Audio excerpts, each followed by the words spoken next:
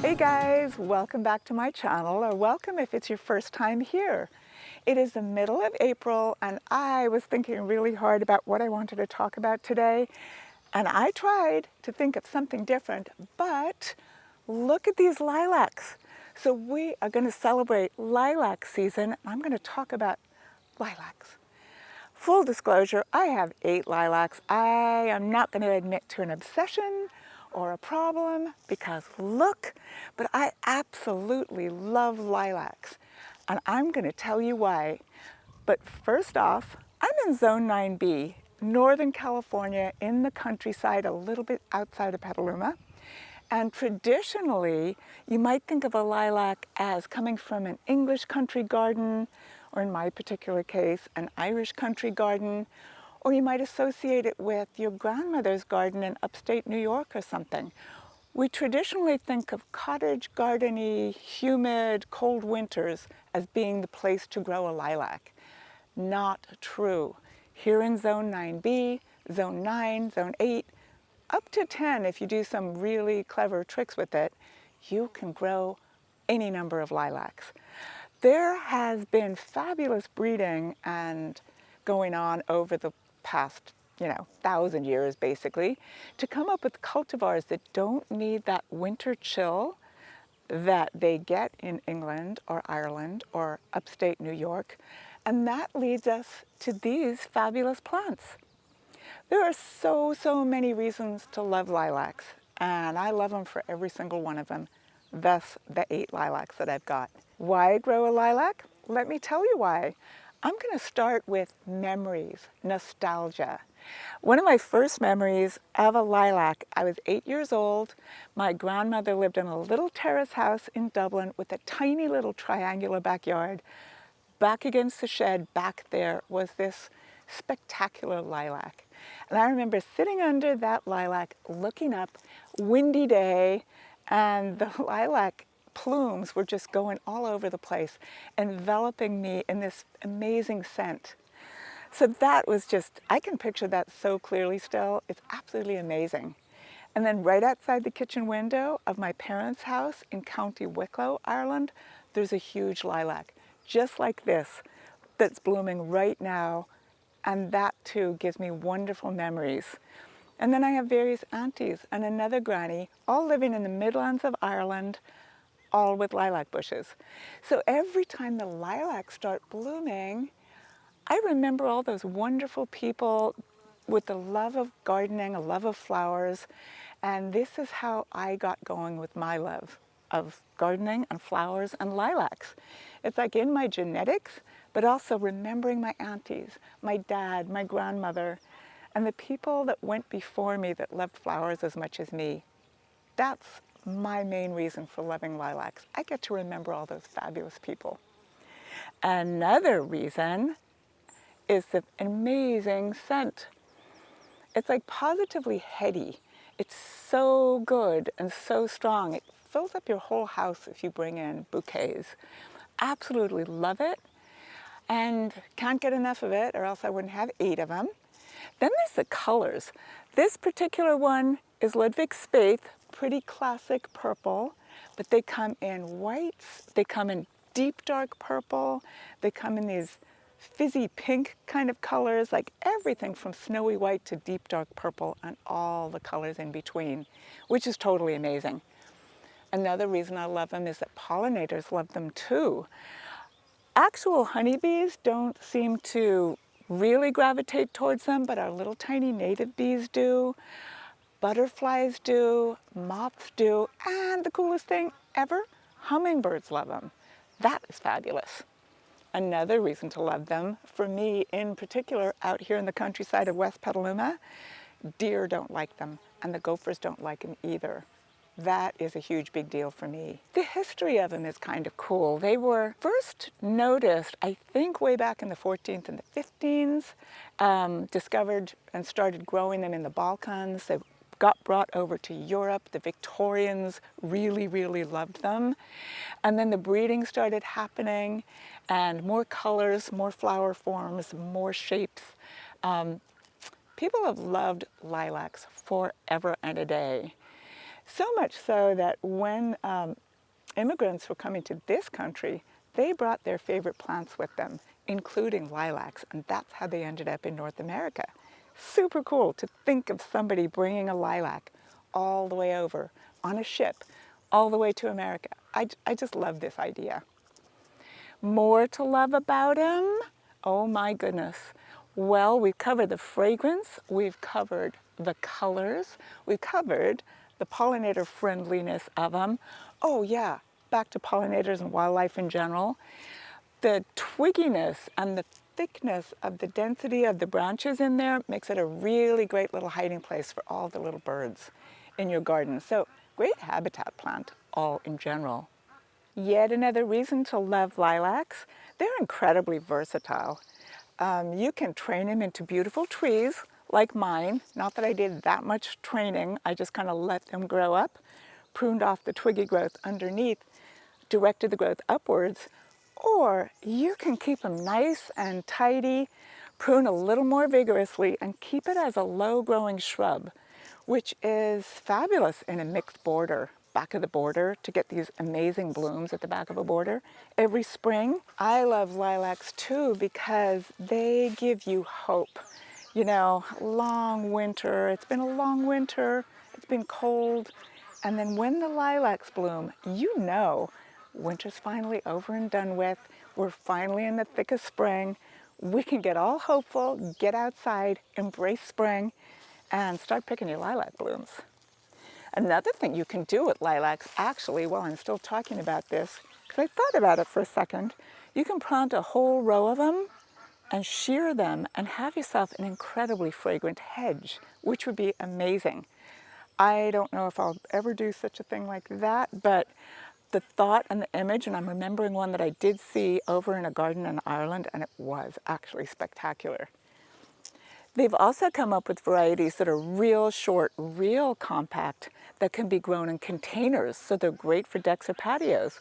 So yeah, the versatility is really kind of amazing these days. Then it comes to choosing which lilac is for you. You're kind of on your own with that one. I obviously have a problem having 9 of them already, but start with what zone you're in, what lilacs work for your particular zone. I always believe you can push it a little bit. You know, we're in zone 9B here, but I have found anything that says up to zone 8 seems to do really, really well. So then it's up to you, like what is the color you want to see? What is the height? What is the flower form? I mean, look at this angel white, just stunning. You want white blooms? Angel white's the way to go. I absolutely love Old Glory, which I have already, partly because the foliage comes in really dark. So you get that extra bit of interest, but not just the foliage is really dark. Look at the blooms. Look at that color. Look at the buds, for goodness sakes. So pick the lilac that you want to see growing in your garden, the one that you want to pick for your bouquets, and the one that does well in your area. And have fun. That's the most important thing. If you have a container, this little dream cloud is going to do really well for you. This is the one I haven't tried yet. I'm going to. It might be number 10. Do you want to know how to grow a lilac? Here in Northern California's Mediterranean climate, a lilac needs these particular growing conditions. Lilacs thrive in full sun, so make sure they receive at least 6 hours of direct sunlight every day. Keep in mind that they thrive in colder climates and can be somewhat sensitive to heat and humidity. Humidity is not a problem in our area, but heat can be. What I've found is that by shading the bottom few feet of the shrub or tree, like you would a clematis, and keeping the roots cooler, it really helps the lilac bush or tree withstand the occasional heat waves that we get here in the summer. Soil. Make sure if you're planting a brand new, fresh lilac, you want to make sure the soil drains really, really well. So if you've got clay, amend it to enhance that drainage. Make sure it drains really well because you don't want them sitting in soggy soil. You don't want them sitting in swampy soil. The bottom of the hill is not the place to plant a lilac. The other thing they kind of like is slightly alkaline soil, which Petaluma gardeners can rejoice. We have exactly the right soil for a lilac. Here's a couple of other key points to keep in mind. Water. They're quite drought tolerant once established, but during their first couple of years, regular deep water is essential. This encourages a deep root system so that they can withstand those occasional dry spells going forward. Of course, water them well, supplement with extra water during a heat wave anyway, just because you want to take care of your baby lilac. As for fertilizing, you just want to do that in late winter, once a year really is all you need with a well-balanced fertilizer. Don't give them anything with too much nitrogen. That'll give you tons of leaves and not as many flowers. I'm just loving your lilac. There's really not much to it. For fabulous blooms, it's a really great idea to feed your lilacs with this all-purpose, or any good all-purpose. And because, see that 555? Because I like to use mine for edibles, I always use organics. But the other reason, of course, is because it's visited by hummingbirds and various other pollinators. And I've got an organic garden in general, so organics if you possibly can.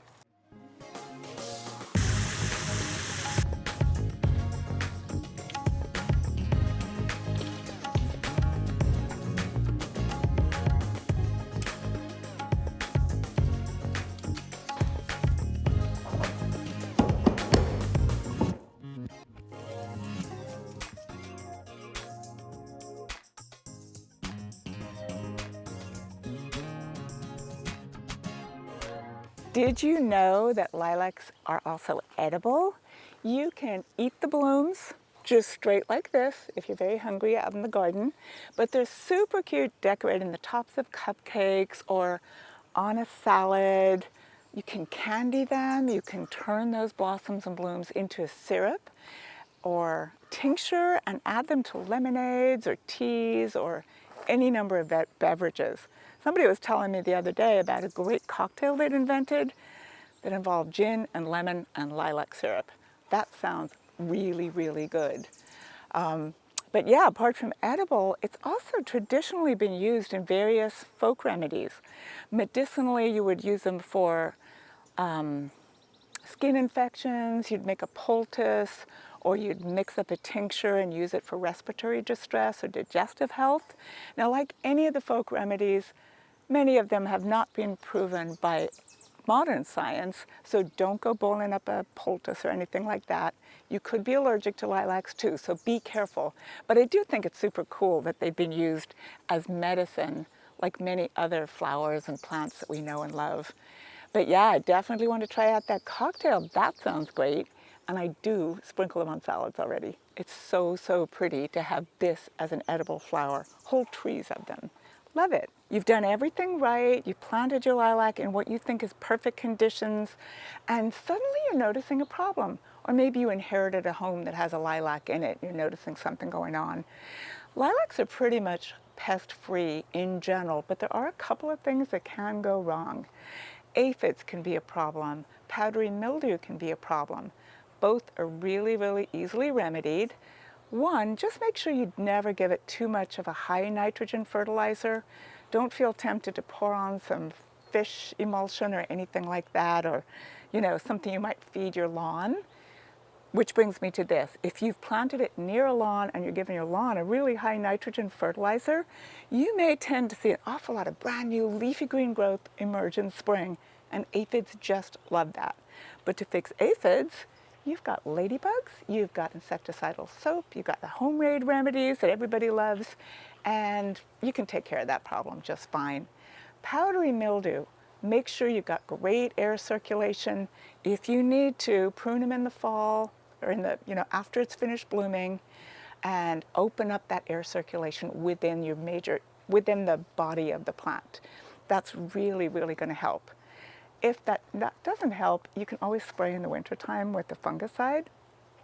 Sometimes scale can be a problem. I have never experienced that around here with my whole bunch of lilacs. That's never been a problem. In fact, aphids have never been a problem either, or powdery mildew, but figured I'd let you know about it.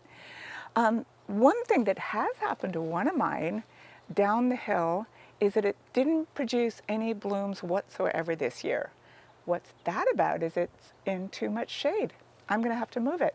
Doesn't get enough sun and it's not too happy. So if it's not producing enough blooms or any blooms at all, check the sun exposure. You're probably going to have to move it.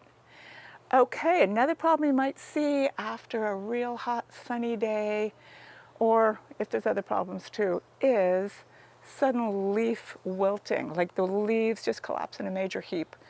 That's really just a heat wave. You need to get ahead of those heat waves and soak the ground around your lilac. The other thing, of course, could be all of a sudden a gopher decided to eat it. Traditionally, they do not eat lilacs, but you just never know. Just never know. So all the leaves are wilting. Double check around the base, double check the roots. It's probably just a watering issue. Up the water during a heat wave. And really, that's about it around here. They're really, really easy to grow. So there you have it. I hope you love lilacs as much as me by now. Welcome to the wonderful world, and you probably get as addicted as I am.